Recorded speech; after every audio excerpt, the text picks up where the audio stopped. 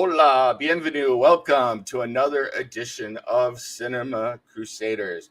I'm your host, as always. I'm Nemesis David Howard, and I'm so happy to be here. We're going to be talking about Dune, the David Lynch 1984 version. We have already talked about Denis Villeneuve's version a while ago. Go check that out on YouTube. And also, while you're there, please click like and subscribe on YouTube. It helps us a lot. And we know you enjoy this content, and we want to keep giving you great content like this. But before we get into this movie, I need to introduce the other gentlemen who make this show go. My other fellow Cinema Crusaders, I'm so honored to have them here again. First, let me introduce the man from the South, the artist who brings characters to life, the guy who is so talented at voice acting, he'll make you weep. And then when you see his face, you'll fall out of your chair. None of you know what I'm talking about, but you will soon. None other than Jeff Bracey. And let me bring him on. There he goes. Ole amigo, fear is the mind killer. Exactly. And next, I want to bring on from the Rocky Mountains. He's coming out in style. He's a filmmaker. He's a comic writer. He's an all-around entrepreneur. He's a Cinema Crusader and a comic crusader. Great insight and technical knowledge into filmmaking, none other than the man from Warehouse 9, Lance Lucero. Howdy, howdy, howdy. Awesome. And last but not least, he's a comic writer. He reviews comics and movies on Comic Crusaders. He's part of the Omen Comics podcast, also does Revelation Comics and imprint for them. Very talented writer and also a fellow podcaster with me on several pods, as well as Jeff. None other than Shadewing Steve Sellers. The sleeper has awakened. Actually, I reviewed this one in a text review like over a year ago, so it'll be interesting to see whether that holds up in any way or not. Awesome. Yeah, everyone go look for that on the Comic Crusaders website. You can go ahead and hit the search function and look for either Shadewing or look for Dune, and I'm sure you'll find that written review there, as well as many retro comic reviews he does. He's done a great series on Claremont. He wrote a series on how to get into Doctor Who, some really good stuff. So go check that out.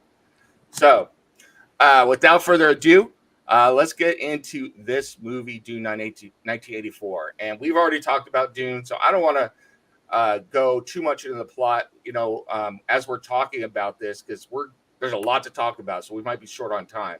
So I want to get right into your guys' comments on, let's start with plot and story and writing. But I want you to talk about this version. This is the first full version that came to the screen. Another person tried to do it in the 70s for 3 years, and it fell through. David Lynch succeeded. This was his third feature film. I'm going to go to Lance first. I'm going to go, then Steve and Jeff follow up. What did you think of David Lynch's adaptation, his screenplay adaptation of Dune here? Well, I guess I have to go back to 1984. And I did see it in the movie theaters. I was aware of the literature, but I didn't read the book. So I went to the theater with my brother, watched the movie, walked out kind of scratching my head, going, "Wow, was that a good movie?" It certainly was interesting. It certainly was visual eye candy. It certainly had a great cast. They made a lot of mistakes, but I understand it was studio controlled, and laying down the disclaimer, even in 1984, it was widely known that David Lynch hates this movie. He has distanced himself from it. Even when asked about the new Dune, he said he's not interested. So this is not entirely his vision, if any of it. So it was a studio conglomeration. They made it come together because they didn't let the auteur handle it. And I can see the mistakes they made, which kind of are distracting. But overall, I mean, I saw it in the movie theaters. I got it on VHS, watched it again, watched it on cable, and then a few years ago got the Blu-ray. So I guess I'm hooked. Even today, even rewatching it, I'm like, this isn't a burden to rewatch this movie. Mm-hmm. It wasn't a burden. It was fun. And it's been about 35 years since I actually read the book. You know, I read the book after I saw the film, but I'm perfectly satisfied with this version. Back in the day and today, and maybe even more so because of the really cool nostalgia. When we get to the wrap up on the film, you know, towards the end of the pod, you know, I think your comments are really well taken. And what I would say is, I think you also need to put this in context of Star Wars had come out a few years earlier, as well as Return of the Jedi and the Flash Gordon movie. And Yep. I think that the studio wanted to capture that feel instead of maybe a feel that might feel more authentic to the books, which probably a lot of people hadn't read, you know, because this movie kind of flopped anyway. I don't think people knew what was going on. Right. So let's shift it over to Steve, our resident expert on all things literary, and he brings that with him. What did you think of this adaptation, the writing, the screenplay, and just how it flowed? Flow is a good word to use whenever talking about the spice in Dune. But yeah, as far as this film goes, I think that it's a mixed bag in terms of being a movie. I think that Lance put it very well, say it is definitely a flawed film, but it's got a lot of virtues, and it's one of those that is really interesting visually to look at. The cast is absolutely phenomenal. I would say it's like one of the best casts I've seen in a movie for the most part. It's just got, even the minor characters are people that you could say today, hey, I know that person. Brad Dourif. Even the baby, you know who she is. Yeah. You Right. know, so you've got a really exceptional group of people surrounding it. In terms of Herbert's work, I think that in some ways it tries too hard, and in some other ways it's like it doesn't know how to pace itself or what to cut. You get a lot of these voiceovers from things that are in the book, but you don't really need it, and because of that, you're having the usual problems with voiceovers and people thinking out loud. When really some of it's not really needed. I feel like the 2021 Dune did that better. In other ways, it didn't really do it better because you have entire characters and character arcs that are represented in this movie that were not in Dune 2021. Mm-hmm. So I would say, like, you could take little bits and pieces from both versions and have a more complete story than either of them in many ways. But I will say that, you know, with this film, part of the problem is it starts off with a lot of info dump. You have Princess Irulan, the daughter of the Emperor, coming on and giving this huge long diatribe about this is the year 10,000 blah blah blah, and yeah, there's these two great houses that are fighting, and the spice and does this and this and this, and it's like, or these are things that could have been spelled out more economically. There are things that could have worked a little bit better, that sort of thing. And I will also say that, yeah, the studio probably boned Lynch quite a bit. You know, he's somebody that is basically has distanced himself from the film, and you can understand why. But the thing is like, they had a huge budget, $40 million for its time. Mm-hmm. But you had some people, like, at the same year, you had James Cameron making Aliens with a lot less in a more lived-in environment with better sets and better special effects. This movie has some good ones at times, and then at other times you get stuff that's completely cheesy. I mean, you get force fields that look ridiculous. I mean, you get these energy weapons that look terrible. You know, things like that. I do want to give a shout. You know, Jeff, Yeah. I know, watches this channel as well. The Corridor Crew just recently did a video trying to recreate that look, and one person actually did it the way they did it back in 1984. Unbelievably laborious. Oh, I gotta look that up. To achieve that technique. The guy who did it on a modern computer, because it's all drawn by hand in there, he did 8 seconds of footage in working 12-hour days for 7 days straight. Yeah, because they animated each facet of the force field cube, so that was a lot of work. Yeah. I'm sure we'll get into that. I'll just say, just in my overall thoughts, that I would say that this is a movie that wasn't appreciated at its time. I think it's evolved into a cult classic. I think deservedly so.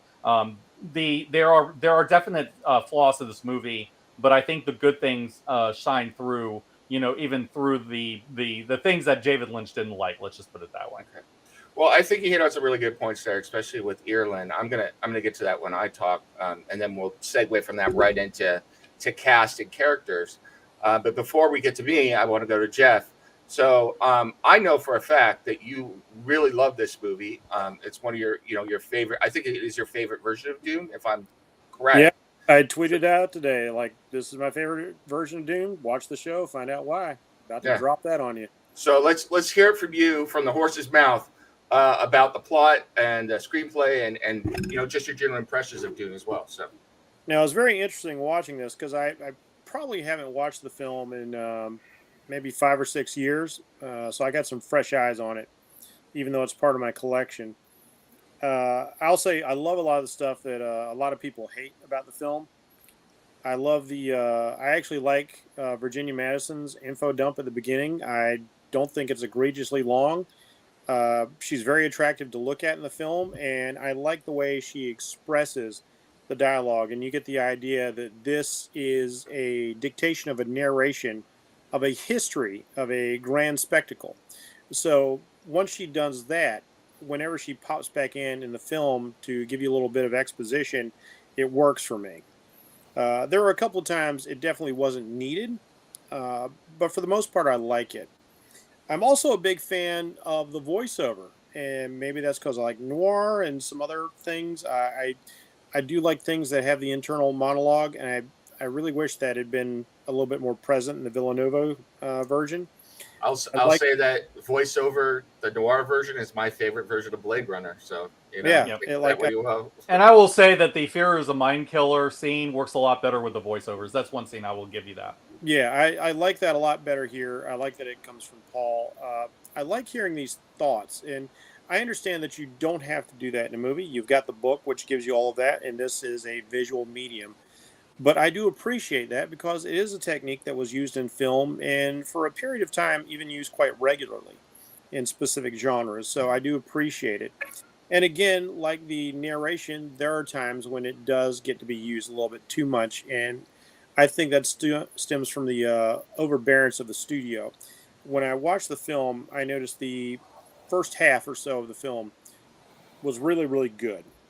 I was right there in the story. I thought for a long movie, it flowed really well. I liked the pacing. And then we get somewhere into the last third or so and it starts jumping all over the place. It gets a little disjointed. And I can see why people would be confused with that. And then right at the climax, it tightens back up again. So I feel like watching it again, I think I can see precisely where the studio went in and just tried to fix whatever they thought needed fixing.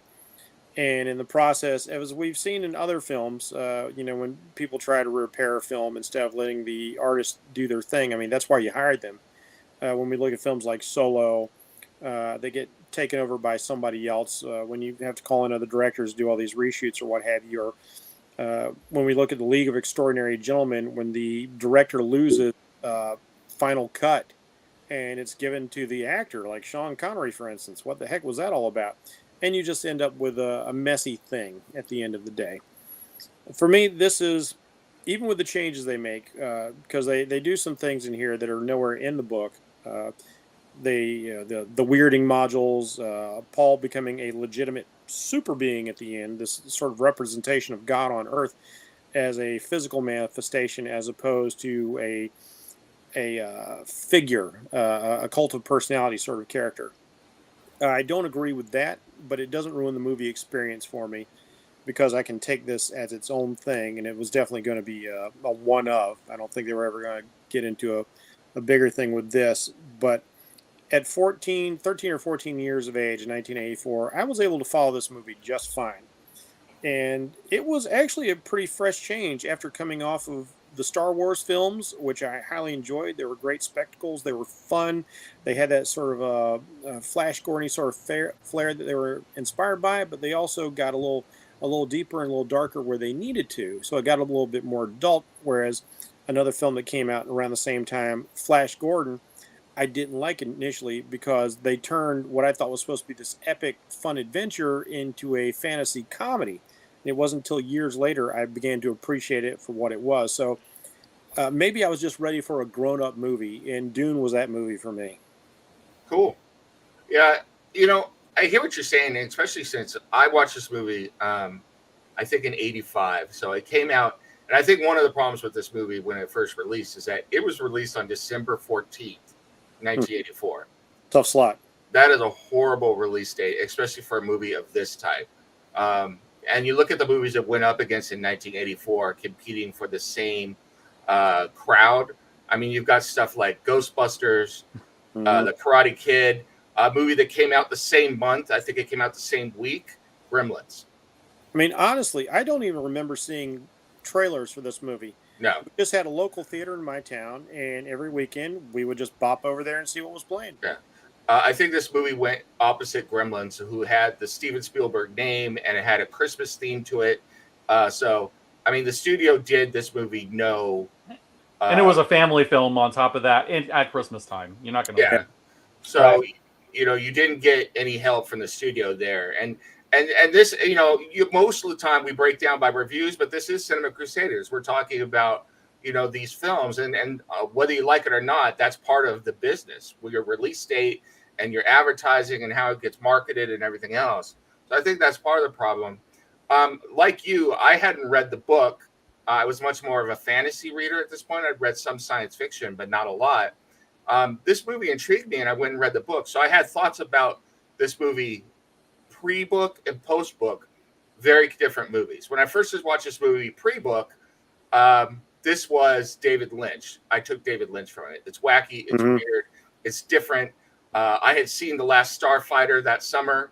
So, that's the kind of science fiction we're getting where all the aliens are weird looking and the crazier you could get, the better. And that's the kind of fun you get. And then I read, started reading Asimov, and then I read Dune, and this is this very serious science fiction, it's just a very different look, not to take anything away from the movie. It's just one of the things that I remarked before we came on air is that I've watched 3 versions of Dune, all of them multiple times. And I love Dune and read the book multiple times. I've read, I think, 7 of the Dune books. And all of them, to me, feel in some ways like they're completely different stories in different settings because of the vision of the artist, And if David Lynch truly wasn't able to give us his vision, that makes me sad. Because the sci-fi series, for instance, I think does a lot more world building visually than the David Lynch version did. The David Lynch version, on the other hand, is very faithful and brings you a lot of moments and great acting performances. And I think the cinematic scenes, the battles and things like that are incredibly well done, really, really well done. And then you have this latest version, the Denis Villeneuve scene, where I think he completely reimagined it and took it more seriously and tried to place it in a more realistic setting where we have a more Arabic looking Fremen on Arrakis. You get all of this. And so I felt, I want to say more adult, and I don't know if that's the right way to say it. But what I think is really interesting too is the fact that perhaps more grounded would be the right word. I think that's a good word. The interesting thing for me, and Steve kind of hit on this, is the choices of what plot lines to use, what characters to use, and I think the greatest one there is Irulan. Irulan's barely in the first book. She's only in there where she's basically does the chapter headings, so her writings, because she's a historian. And then when you get to the end, she pops up to marry Paul because the emperor has to come to some agreement. And that's about it. And I don't know whose decision this was, but Irulan was put in this movie. And I could see how that could confuse somebody, from a writing perspective. She pops up. She's the very first character you see. She gives you the info dump. And then she's doing voiceovers throughout the whole movie. But she never really appears again. And Shaddam is sort of in there, but not until the very end does Shaddam and Irulan come back into play. And so the very first character you see when you're sitting down watching the screen, and I'm going to go to Lance because I want his comment on this from a filmmaking perspective, the very first character on screen who is telling you all about this world then disappears all the way to the end of the movie. I could see how that could be confusing. You don't see her face really until the end of the movie again, you know. So I wanted your thoughts on Lance, and then quick to Shadewing and Bracy, and then we'll go right into characters because I think that'll segue. So, well, I mean, we don't know what the original script was like. We get to see what the blueprint turned into in this studio edited film, and honestly, at that. There is no risk getting rid of that character for this version. So you have the info dump at the beginning, but then you have Paul Atreides in his private chambers, and he gives you the breakdown. He's looking at his computer screen. We see all the planets. We know what they're up to. So the dump didn't need to be there. He already propels the story forward. Now narration is a double-edged sword. Don't tell what you can show. You know, the doctor, when he's x-raying the corpses, there's my message. And you see that there's something in the body. You don't need that there. Get rid of all of it. Let the actors act. The only time in this movie where narration is needed is Paul Atreides' inner thoughts and his dreams. Other than that, you could have wiped every bit of it clean and let the actors do their job. You can see them emoting. You can see them acting. So the studio adding a lot of that, it muddled the story, and it gives the audience too much to concentrate on. All right, it's eliminate that if it's not necessary. So it's not poor writing, it's poor editing at this point in the movie. It's very poor editing. It did not need to be there. I mean, you can turn the sound off in the movie and know exactly what's going on, and that proves it. So having said that, you could even cut the running time down by about, probably 10 minutes. Yeah. Really make this movie tight. But once again, this is a studio edited movie. This isn't Lynch's vision. So a lot of unnecessary story propelling tactics that are distracting to the subject matter. And it's amateurish, really. I contrast that with the sci-fi version, and I'm a fan of that. You know, some people aren't. But they included Ireland, but since they decided to include that character, they wrote an entirely new subplot that goes through the whole miniseries for her. Now, I think it works, but it's not in the books at all. But it's like, if you're going to have this character and make her be there, you got to give her something to do. Otherwise, she's just taking up space. So. Absolutely. And in movie time, you can't afford to do that. It's the overall film that matters. Sometimes if there's minor characters, they don't matter. Get rid of them. And having said that, you know, I'm not a fan of the new Dune. I don't like it at all. And one thing that really disturbed me is not having Fade in it. I went and looked in the credits when this movie went into production to see if Fade was going to be in it, and I didn't see a credit. And I was like, how can you not have him in this movie? He needs to be in Dune. Well, I think that's a great segue. So, you know, let's build on that, and then I will go to Steve and Jeff, and you can comment either on Ireland or characters. Give me 2 or 3 characters and how you feel about them in this movie, and then if you want to add any contrast to the other versions, go for it, because I think Fade is a great example, and I think you're absolutely right. That is a glaring omission from the Villeneuve movie that I happen to like, but that is a negative for me as well. So in this movie, 2 or 3 characters that, you know, you want to comment on. Well, I mean, Kyle MacLachlan steals it, man. I mean, he was on fire. I mean, he had the hair. I mean, he was young. It was like this. He held it together. And Jürgen Prochnow really sticks out to me as his dad. Now, the scene where we first see them together is a beautifully crafted scene. It isn't the Duke. It isn't his up-and-coming son. It's a father and son, and there's tenderness in this scene because it's good acting with a great sound score by Toto, which is one of the best sound scores I think ever made in a science fiction movie. And that's they bless the rains down in Africa. Yeah. Well, no.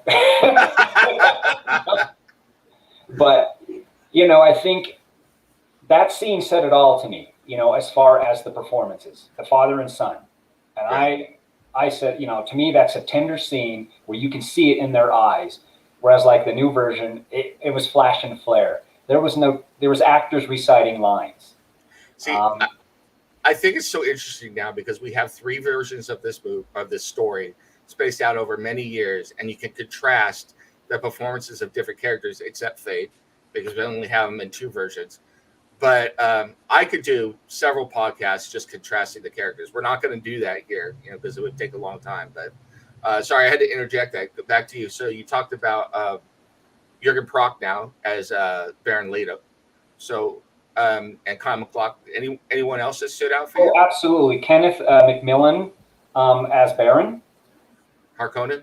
Yep. Yeah, steals the show. I mean, I think he nailed it. I mean, he's not doing his version of Marlon Brando, Kurtz in Apocalypse Now, like the new version we have. He's got character, he's got color, he's got a clear purpose. He's the heavy, no pun intended. But I mean, those 3 characters just, boom, they nailed it. It's like, okay, and they enhance the performance of the supporting characters, like a Sting. You know what I mean? They give them something to do and to work off of. So those are my top 3. I think they carried the movie, even though Jurgen Prochnow is only in it for a little bit. He has such a presence. I think he's you remember him. He just doesn't just go away and that's it. You remember him. I think his death scene is really amazing as well. Absolutely. I would say, was it Robert Hurt, who was in the sci-fi series who played Leto, was very good as well, though. William Hurt, that's right. William Hurt was good. I'm going to go to Jeff first, and then I'll come to you, Steve, if that's cool. Yeah. So, Jeff, a couple characters, 2-3 characters that stood out for you. You could be good or bad, but, let's hear your comments on them. And if you want to contrast, that's fine, too. So. I'm going to defend Irulan one more time before getting onto that, just because another film from the 80s, Conan the Barbarian, where we start off with a lovely narration from Mako, and then we don't see him until the 3rd act of the film. That's interesting. And they were both Dino De Laurentiis films, by the way. Yes, both Dino De Laurentiis films. True. And that narration carries all the way through to the end. Conan came out that year as well. Conan came out in 1982. Yeah. And maybe is it? Okay. Yeah, so maybe I'm just a product of that time, but that kind of stuff works for me. As for characters, I won't go into the ones that Lance hit on because he just perfectly hit that, and he is so right. And that's something I really enjoyed about this. And unfortunately, as much as I like Villanueva's work, I didn't feel the same impact of relationship between these characters as I did. Specific characters, I should say. I thought Paul's relationship with his mother was very fleshed out, for instance, and he had a clear love for Duncan Idaho. But in this film, you get to see something that's very apparent in the books, that Paul is just beloved by all these people around him. He is beloved. Everybody from his dad to his mother, to Thufir Hawat, to Gurney Halleck, to all these people. They just dote on these guys. They have all this expectation for him to be the next Duke, and they know what a wonderful Duke he's going to be. And it's like Lance said, when you have good actors, they give other actors things to work with, and they complement each other in such a beautiful way. And I love seeing this, even though Kyle MacLachlan's way too old for the character. And if I remember correctly, Paul doesn't even have dark hair. But even Lynch, not Lynch, even Frank Herbert, upon seeing the film, he didn't like MacLachlan to start with, but then he saw the film and he's like, okay, I'm sold on him. He is Paul Atreides. He's got the essence of the character. He ends up having this boyishness to him. And when we get into the part where they, everything's gone away and they flee to the desert, you can see him rise up and become that man. He takes his place above where his father and mother used to be. I would say, just to interject real quick, when he becomes Muad'Dib and then the Mahdi, and he leads the Fremen revolt, his intensity is almost frightening at times. Well, I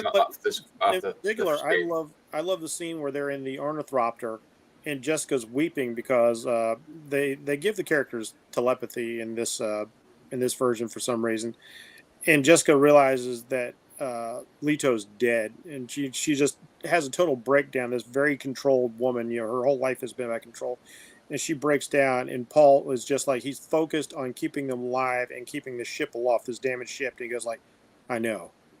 And from there, he is just all to business. He even has a great scene about like, where are my emotions? What's going on? And there's this philosophy: in order to become the man, you must kill your father.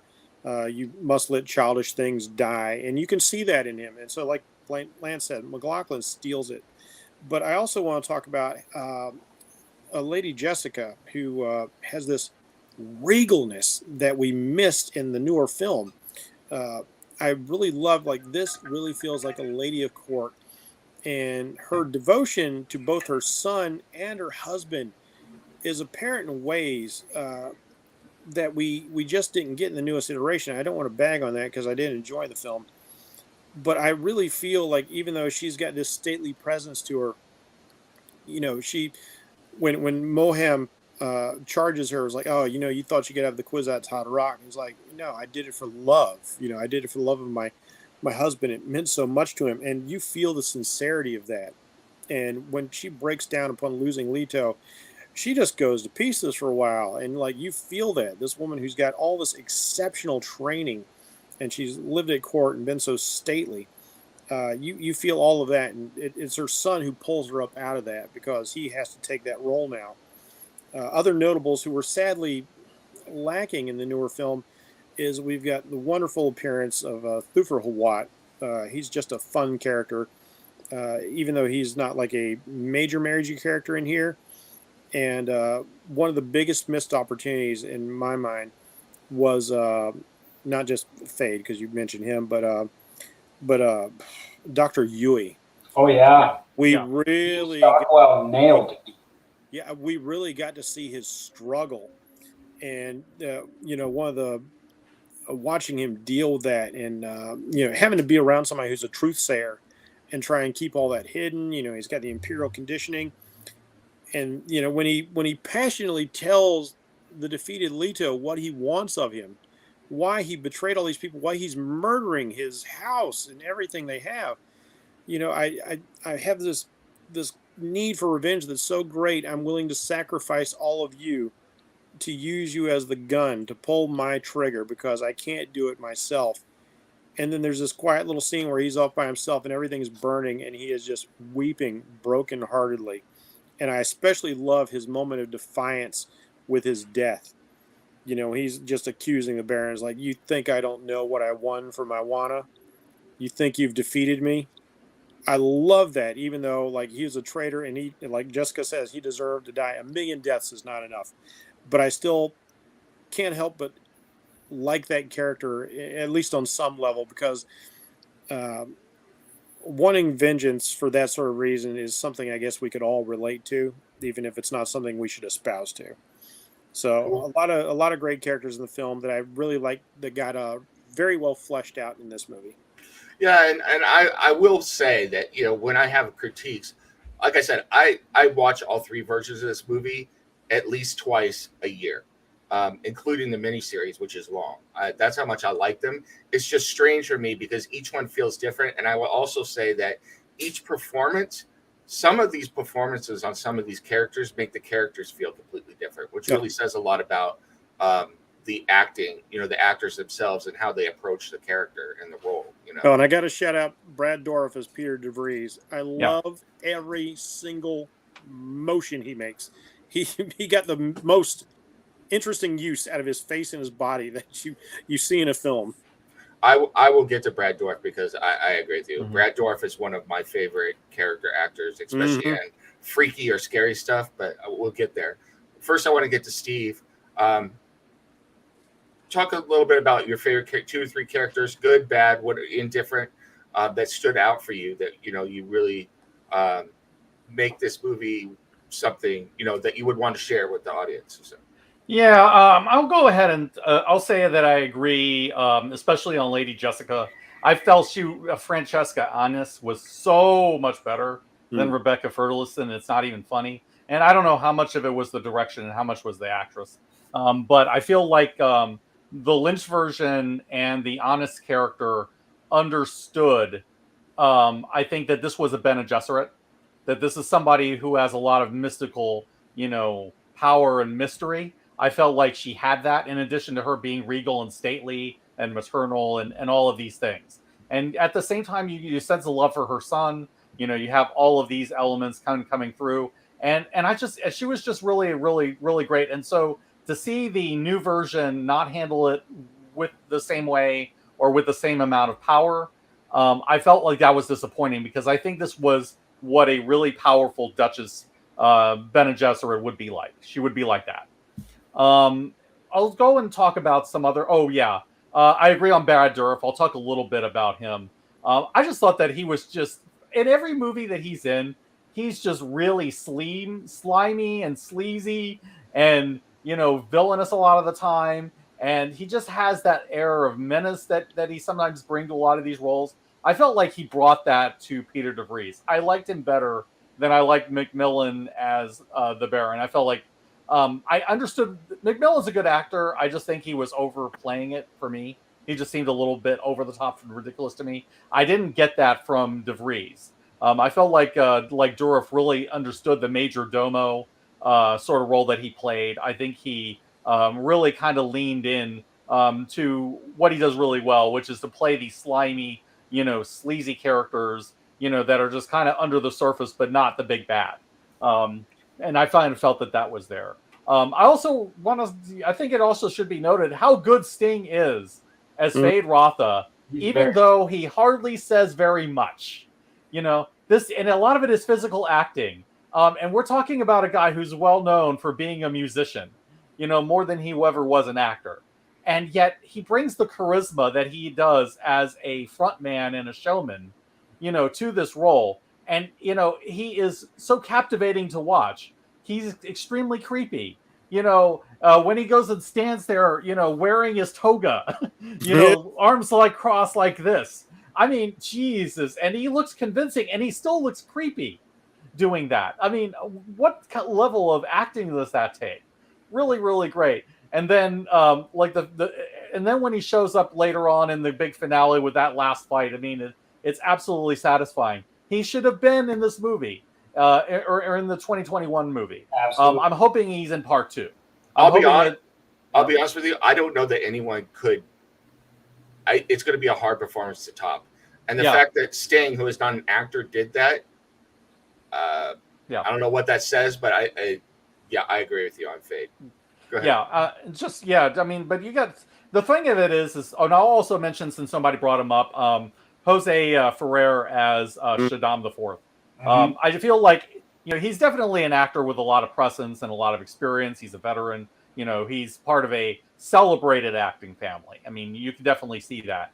And, in a cast where you have Patrick freaking Stewart, okay, those kinds of actors, okay, this man managed to be very memorable in a short amount of time that we see him. Just really, really great. And I'll also add, of course, Gurney, Patrick Stewart as Gurney. I actually like him better than I like Josh Brolin, even though Brolin is more physically appropriate to the role of, basically the combat instructor. I felt like Stewart, firstly, he's so much of a better actor, it's not even funny. And secondly, I kind of felt like there was more of a paternal sort of relationship that he had with Paul that was not as evident in the 2021 version of the movie. And when you start seeing his transformation later on, when we find what happened to Gurney, I think the way that Patrick Stewart plays that is just, it's reminiscent of his best Next Generation episodes, to be honest. Where he really shows the pain and emotion on his face. I think I'm going to get some heat when I talk about my characters from you guys. So yeah, you can bring the flame. First, I do want to talk about Brad Dourif myself. He is one of my favorite actors, as far as character actors, for three things that he's done. First was, I thought he was excellent as Grima Wormtongue in Lord of the Rings. Yep. I thought he was excellent here. The movie that is my favorite of his, I think that really encapsulates what he brings to any cast, is Exorcist 3. I'm usually not a big fan of something with 3 us on the end, in horror movies. I think Exorcist 3 is the best Exorcist movie, and he plays the main villain in that, the Gemini Killer. He is creepy as hell and scary, and he never leaves a cell in a mental institution and still manages to creep you out and think he's going to come kill you. So he's really, really good. One Flew Over the Cuckoo's Nest. Yep, that's true. It's true. So that said, let me start with the characters that really stand out for me. So one was Brad Dourif. I love him in that character.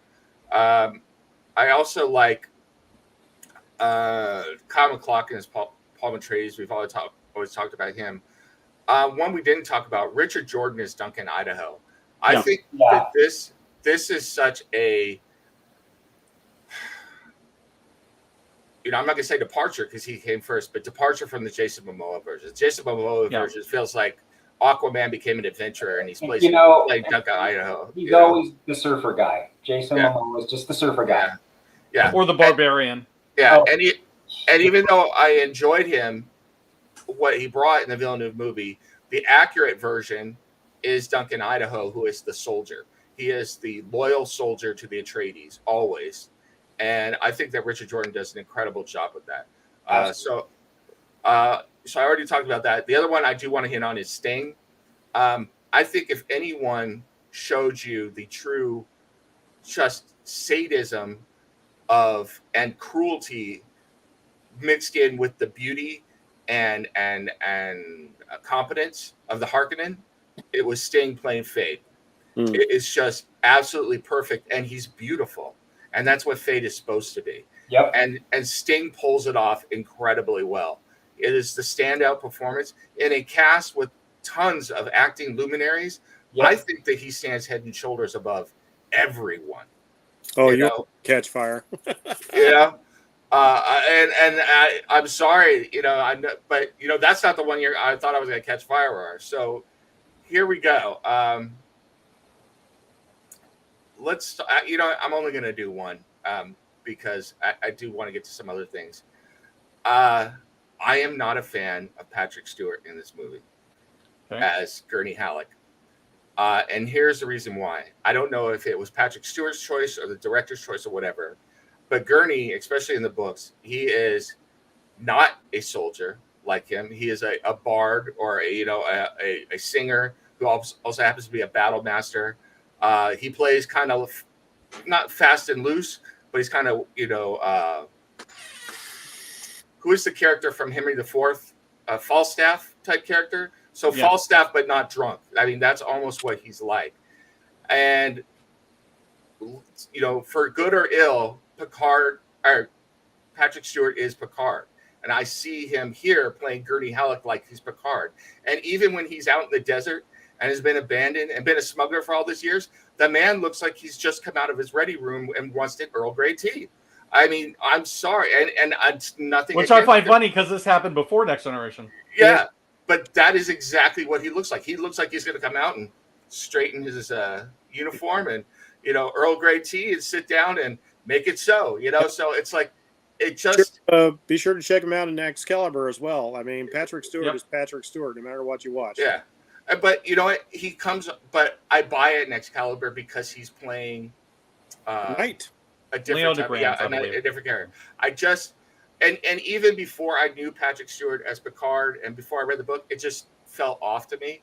And I don't know why. So, I mean, that is my take on Patrick Stewart. I'm not saying it's bad. It's it just doesn't feel realistic. So if you want to flame, bring it real quick and then we'll get on. We'll finish up this movie. So I don't know. For me, he plays that cultured warrior, if you will, that you will see in the medieval tradition as well as the Asiatic tradition. He's the player of this instrument. You can almost imagine him doing calligraphy and flower arranging before he pulls out a knife and cuts your face off. Yeah, I never got that with Brolin in contrast. Yeah. And I think that's the other part is we're watching the movie for this podcast. They don't even really hit on the fact that yes, he is the battle master, but he is also, I'm using the wrong term here from the book, but he's a bard. It's basically what he is. He's a gleeman. Yeah, exactly. There you go. He is the gleeman. And the only thing that they hit on for that in this movie is they had him carry in an instrument and then put it down and say he's going to pack it. I'm like, dude, if all you're going to say is have him carry this huge instrument and then put him down and utter one line about it, just cut that part of his character out. It was useless, and it was frustrating. So that's where I was at on that. Would have been nice to have seen him play it at least once. Yeah. That would have been great. And see him in that other role, and maybe it would have been more believable. Instead, he felt like, honestly, I could have seen him. No, I can't say it. He seems like he would fit more as Duncan Idaho, but he doesn't have the right look for that either, I think. So it's kind of a strange situation for me personally. That's just my opinion. So let's get last into, let's call this miscellaneous, because I think there's so many places we could go with this. Production value, special effects, a whole host of things.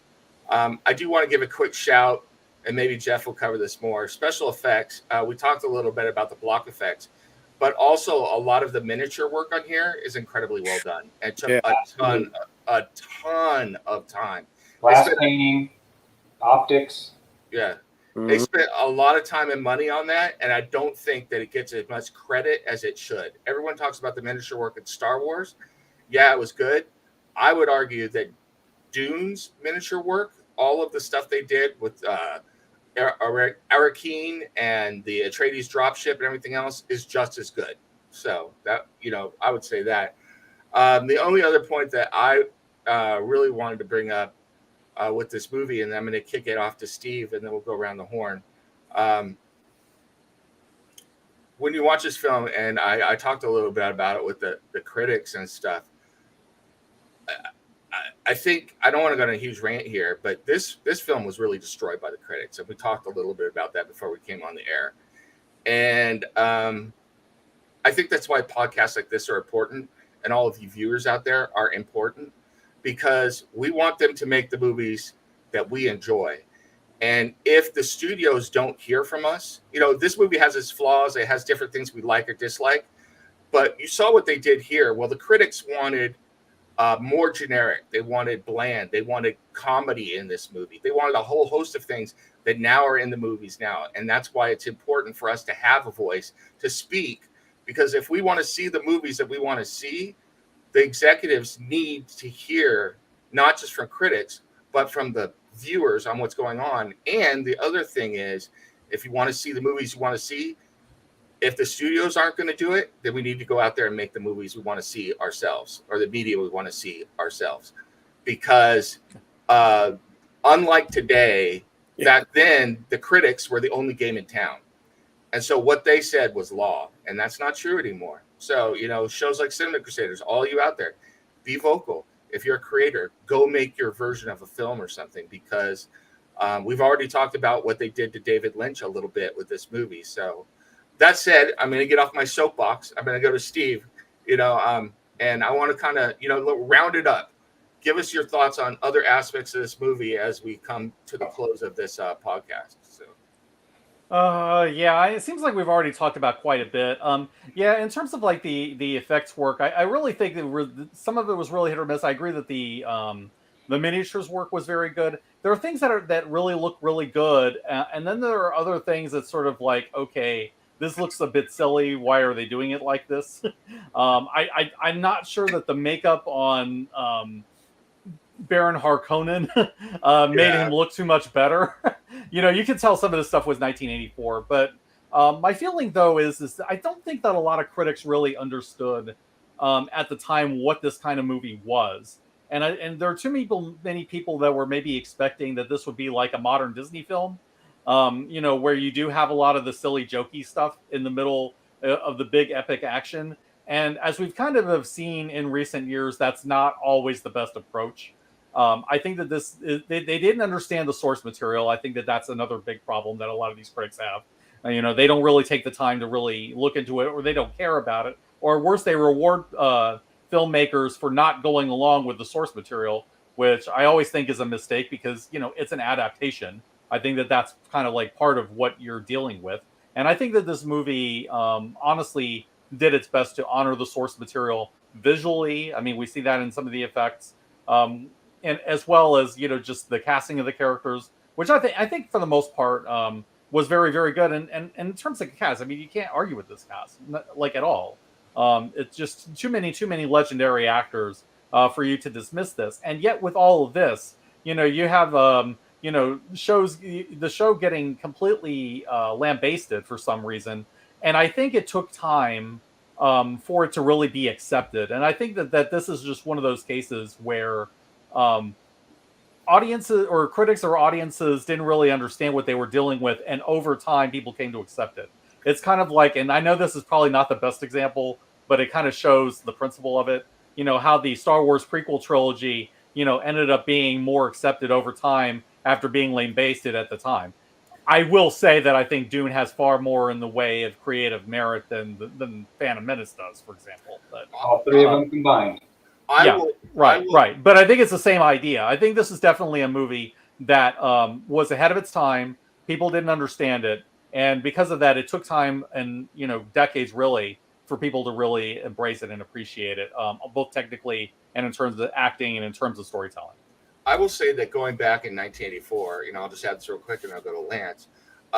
Like I said in my previous comments, unless you saw a trailer for the movie that really grabbed you, and a great example of that is Ferris Bueller, Save Ferris. The trailers for the movie grabbed you. You looked them and you had to go see, because Matthew Broderick popped out and did his thing, you know, in whatever movie you're watching. You're like, yeah, I don't care what the critics say. I got to see that. Other than that, people really gave the critics a lot of value on what their opinion was. And so when they destroyed a movie and you didn't have any other opinion to base it on, you didn't go see the movie. And that's just a fact. And I'll just say one thing. I mean, back then you actually had pretty good critics. I mean, you had Siskel and Ebert, you know? I mean, they may not have known cinema, but they can articulate and string a sentence together, yes. Yeah. The other thing I'll say real quick before I go to Lance, because I had forgot this point, was this movie is also worth watching because and this is going to maybe surprising to hear, this is very much a Cold War movie. I don't know if Lynch did this on purpose, but you contrast the westernized, you know, almost German-looking Atreides versus, I mean, Vladimir Harkonnen, the Russians, the Soviet Union, you know, and he gives them all this decadence and stuff that wasn't even in the book, you know. So they're really fighting over fuel. Yeah. So there's really that going on there. Lance, let me hit you up with. Kind of give us your thoughts on other things other than we've talked about cast, screenplay. So talk about, you know, maybe the filming of the movie or anything that stood out for you. Well, you know, a cast, of course, is a given. Yeah, it was. I mean, here's a movie that had the makings to be a classic. You know, it had everything ready to go. It had the production value, it had the money, it had the cast, and this is the situation where they just didn't let the auteur do his thing.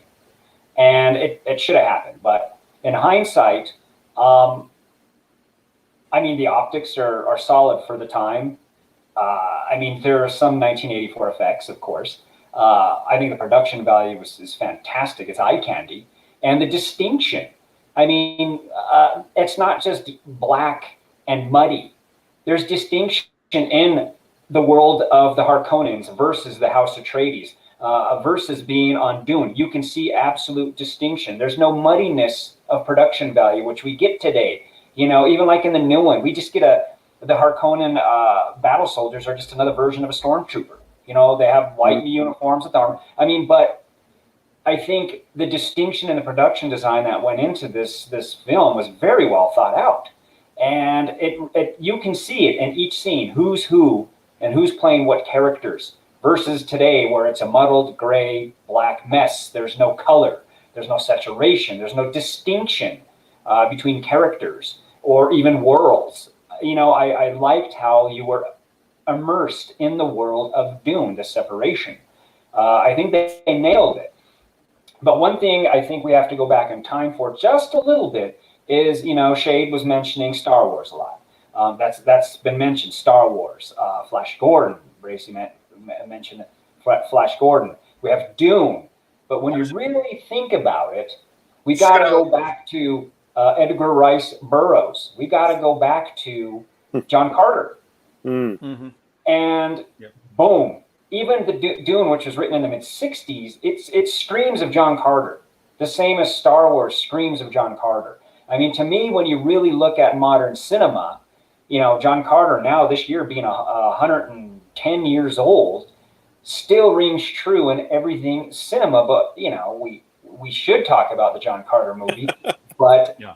the point is it's all there, and the influences, script writing wise and story wise, is John Carter. And I think it's important to point out that that influence is important, even in Dune '84, even in Dune 2021. It all goes back to the planetary romances of the old times.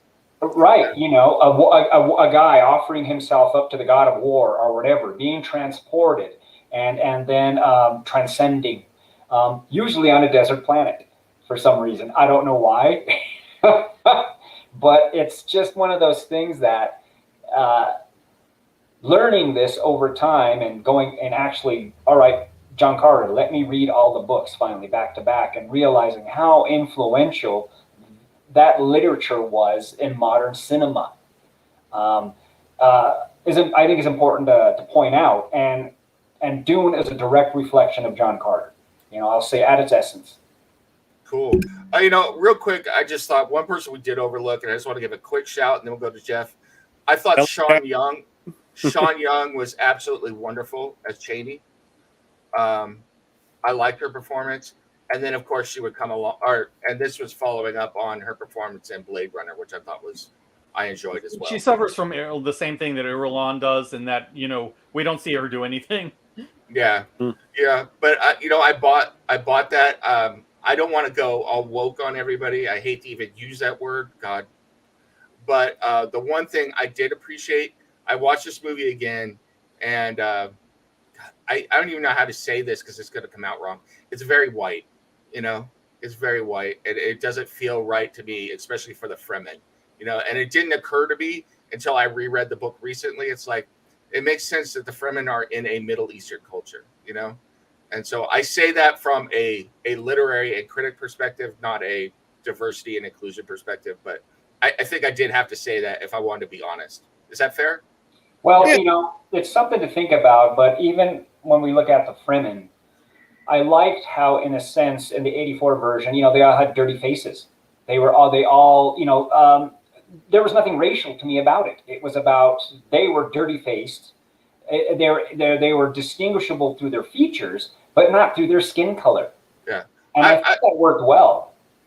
I don't want to go off because I do want to get to Jeff, but I would just say, like, for instance, was it Max von Sydow as Kynes? You know, yeah, that's like another actor we haven't really talked about much, but he's really great performance and everything. But looking at his complexion and everything, I don't buy that he's out in the desert all the time. Does that feel right? You know, it's like, even if you're not Middle Eastern, it's like, give these guys a spray tan or something, you know, because it is not a good environment. But that's just one thing I noticed. Well, they didn't color Lawrence of Arabia, so. Oh, well. That's a great movie. I love Lawrence of Arabia, so I can't say anything bad about that movie. Some things you have to accept as a product of their time. This is true. I just threw it out there. I knew it was like, it's just one of the things that occurred to me, and we'll leave it there and not come back to it again. So otherwise the sleeper shall awaken. So go to Jeff. What did you think? Well, I'm coming back to it. All right. Yeah, because I have to agree with Lance. The Fremen were very set apart to me because they were dirty. These are guys living in the desert. They have to conserve water, and that's something that's very brilliantly done. Is all the production design.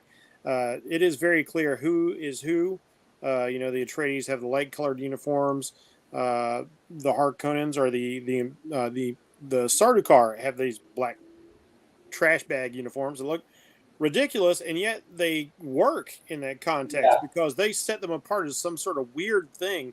And then when you see the Harkonnens or the Shaddams Imperial, they all have the almost Nazi-esque black full dress uniforms going on. So there's quite a distinction. This British look versus this Germanistic look.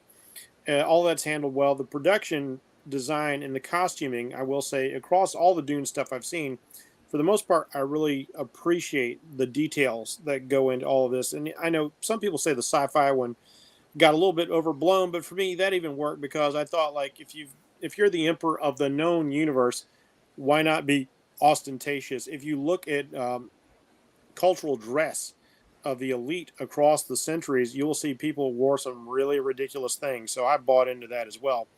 But I like it here. I like the context they set this in, is almost this militaristic 1930s sort of look. And I love how the technology had all this industrial feel to it, as opposed to like a steampunk, maybe more of like a little diesel punk, which was really cool.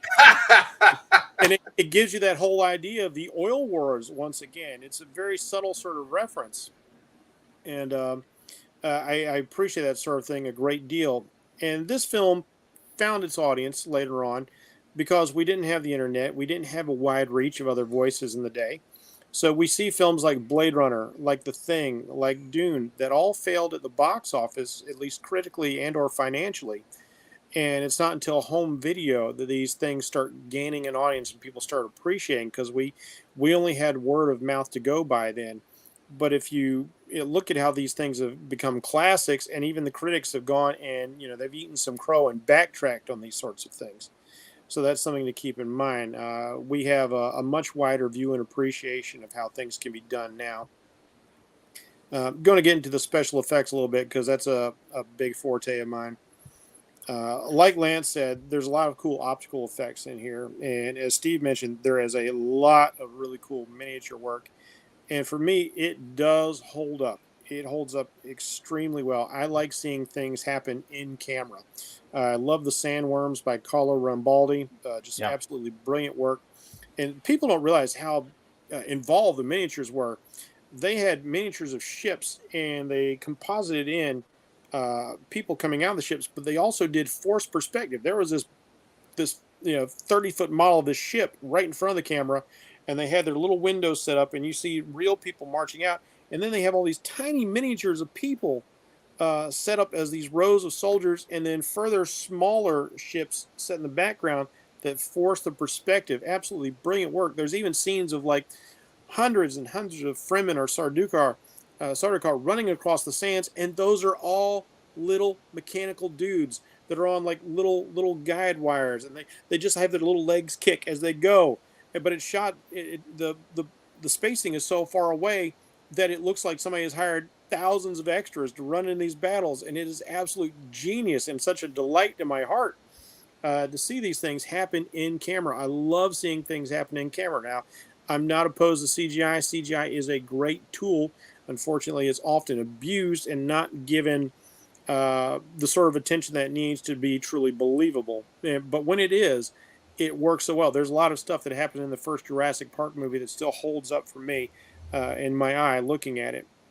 But I look at this stuff and I see the compositing that doesn't work, and I see the compositing that does work. And like you said, some of this stuff ends up being a little cheesy when they make the big jump through space. The Guild Highliner is a matte painting.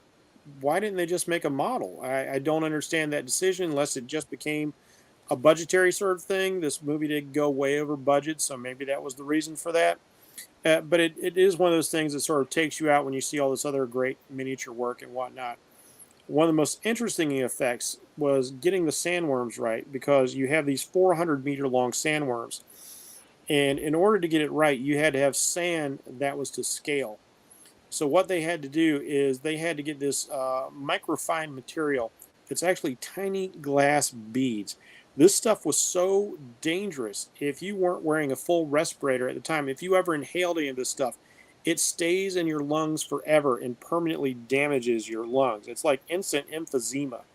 So these guys really went all out to make this film look as good as it did. And if you look at the scenes of the sandworms, my favorite parts whenever they're crashing through the sand and you watch how the sand falls off of them, it sells that this is a mammoth beast crashing through a dune. Absolutely just genius the way it worked.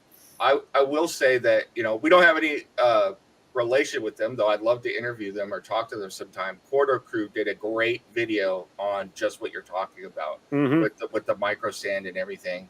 To me, also, the greatest work they did with the sandworms as far as the composite work was when they actually had the Fremen attack Arakeen, and they were riding the sandworms and then attacking the Sardaukar. So That was pretty impressive, and I think it still holds up pretty well.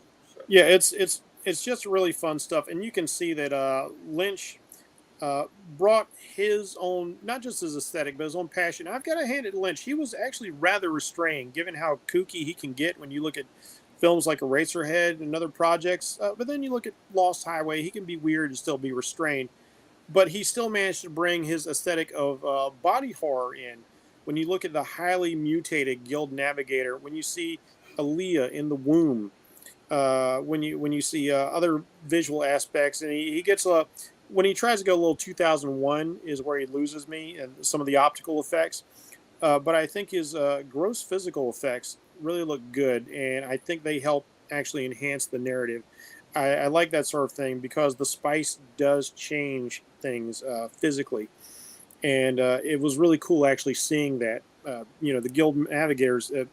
It's an interesting design, seeing what something that is evolved to live basically in zero G in space would look like, and still has the ability to. In the movies, they fold space, but in the books, their minds or consciousness has expanded to the point where they can navigate through space. They've actually got FTL drives.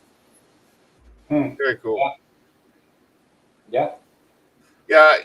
Like I said, I don't have a problem with the movie. I enjoyed it. It's just all these different visions for the same thing, and I think it's wonderful. And I think if you're a fan of Dune, I think it's worth checking out the different visions, and you're going to have your favorites and what you like and you don't like, and then read the book.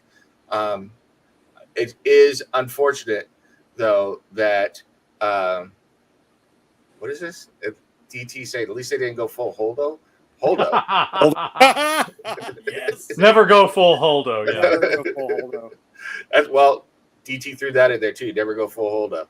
So but go. I do say if you're interested in special effects, go check Corridor Crew out. Tell them we sent you there, so maybe they'll give us a shout, and we can have them on sometime to talk about special effects because they're really good at what they do, and I think they've got great content over there. So we've gone Fight the death. Yeah. Excuse me. So we've gone a little long, but I'm impressed that we managed to fit this movie into one session. We were thinking about splitting it in two, so I'm going to go ahead and wrap it up here. We could always talk about more. I'm going to surprise the guys. I had decided this in the middle of the week and wanted to get your reactions on screen. I talked about Sean Johnson. I would really very much like to do Blade Runner, the theatrical version, and then Blade Runner 2049 for our next two movies. So, do you mean Sean Young? Huh? Sean Young, yeah. Sean Young, yeah. Yeah. So what do you guys think about that? Blade Runner? I am absolutely down with it. Yeah. Especially since they talked about a Blade Runner 2099 show. I keep expecting Miguel O'Hara to web his way into it. How about you, Lance? What do you think? Which Blade Runner? Oh, I said Blade Runner theatrical version. So okay. All right. I'm not a big fan of all the different versions. It's like this version, that version. So and I say if you got a problem with the theatrical version and you like a different version, we will cover that. Cut it apart. I noticed something while watching the film, if I might interject just very briefly. Thinking about the Blade Runner and the Sean Young connection, I couldn't help but think with a piece of the story that we didn't get here, which was in an extended cut that the movies put out, which gave you the whole. Now, that was a big info dump about the Butler and Jihad, where the humans were against the machines. Mm-hmm. I couldn't help that would have made Blade Runner actually fit as a precursor to this universe if the replicants, the so-called machines, because they're biological androids, took over and became a problem. Well, and they're already connected with Alien. Yeah, well, I don't want to go off the rails, but you already blew my mind a while ago when I found out that Ridley Scott, that Blade Runner and Alien are in the same universe. So, technically, which just... Yeah. So, anyway, I want to say very much thank you to my co-host. I hope you've enjoyed this. So, thank you, Steve. Thank you so much.